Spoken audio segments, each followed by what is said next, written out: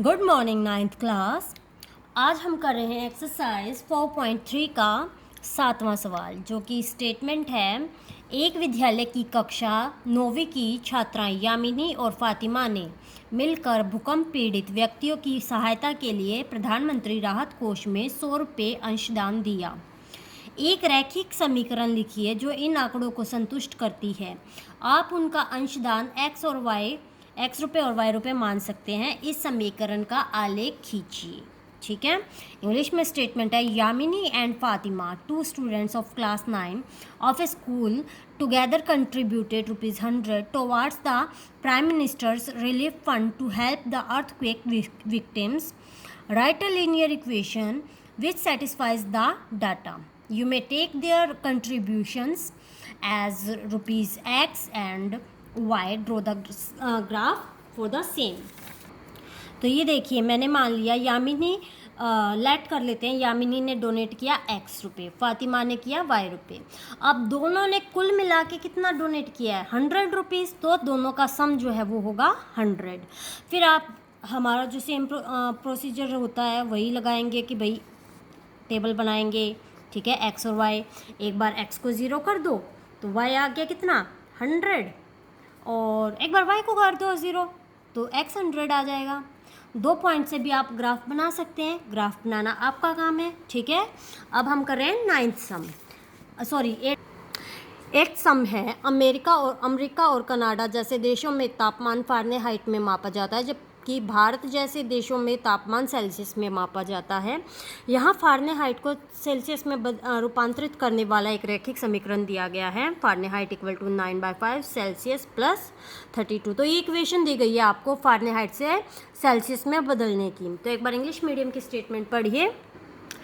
In countries like USA and Canada, temperature is measured in Fahrenheit. यहाँ इन देशों में Fahrenheit में टेम्परेचर मापा जाता है। Whereas in countries like India में, ठीक है, it is measured in Celsius। India में जो है टेम्परेचर सेल्सियस में मापा जाता है। Here is a linear equation that converts Fahrenheit to Celsius, जिससे फ़ारेनहाइट को सेल्सियस में बदला जा सकता है। तो ये आपको इक्वेशन दी गई है। तो फर्स्ट पार्ट में ये पूछता है, draw the graph of the linear equation above using Celsius for x axis and Fahrenheit for y axis. मतलब आपको ये कह रहा है हिंदी में कि आपने एक ग्राफ बनाना है समीकरण का। ठीक है, एक समीकरण बनाना है और उसका आलेख खींचना है, जबकि आपको सेल्सियस को x लेना है और फ़ारेनहाइट को y लेना है। तो यहाँ पे आप देखिए फर्स्ट पार्ट में, ये देखिए सिंपल है कि फ़ारेनहाइट को y, सेल्सियस को x, और आप इसकी टेबल बनाइएगा और आपने बनाना है इसका ग्राफ। ठीक है। Second part, if the temperature is 30 degree C, मतलब सेल्सियस दे दिया गया है 30, तो फ़ारेनहाइट बताना आपने। ठीक है। अगर यदि टेम्परेचर जो है 30 डिग्री सेल्सियस है तो आपको टेम्परेचर फ़ारेनहाइट में बताना है। ठीक है। तापमान, टेम्परेचर को बोलते हैं तापमान। ठीक है। तो यहाँ पे आप देखिए ये इक्वेशन थी, इसमें सेल्सियस की जगह पे रखना है 30, जो कि इसने दिया गया है। ब्रैकेट का मतलब गुणा ही होता है। तो ये देखिए 5 छिके 30, 9 छिके आ गया 54, 54 और 32 आ गया 86 डिग्री फ़ारेनहाइट। तो सेल्सियस दिया था, हमने फ़ारेनहाइट में बदल दिया है।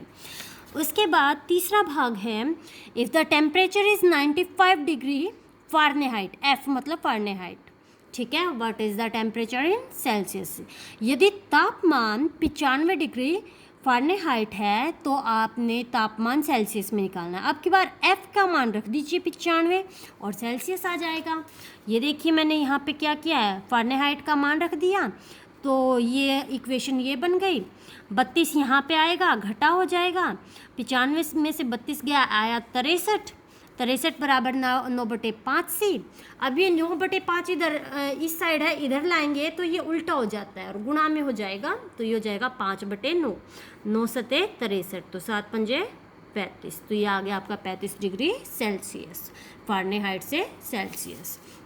उसके बाद है, if the temperature is 0 degree C, what is the temperature in Fahrenheit. अगर आप सेल्सियस 0 ले लो तो फ़ारेनहाइट क्या होगा, ये पूछ रहा पहले में। उसके बाद ये कहता है इसी सवाल में, and if the temperature is 0 degree Fahrenheit. अगर तापमान 0 डिग्री फ़ारेनहाइट है तो सेल्सियस में बताओ। मतलब एक बार आपने C को 0 रखना है, एक बार F को 0 रखना है, ठीक है।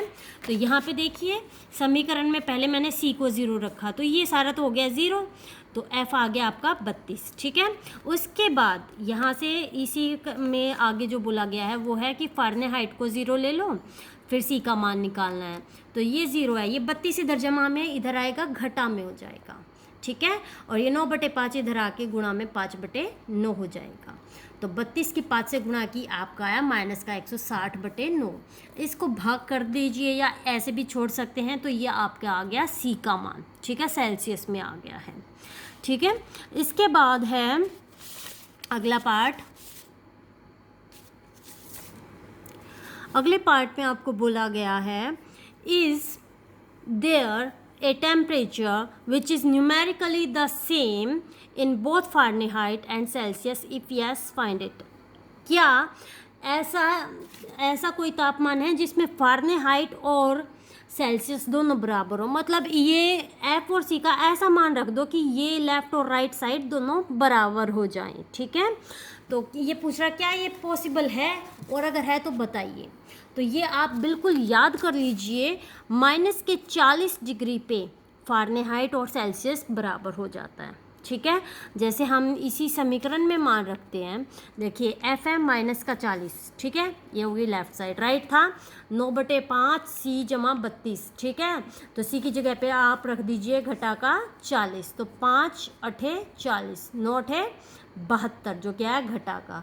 इसको हल किया तो देखिए ये भी घटा का 40 आ गया, तो घटा के 40 डिग्री पे दोनों चीज़ें बराबर हो जाती हैं। तो ये आपकी एक्सरसाइज यहाँ पर कंप्लीट हो गई है।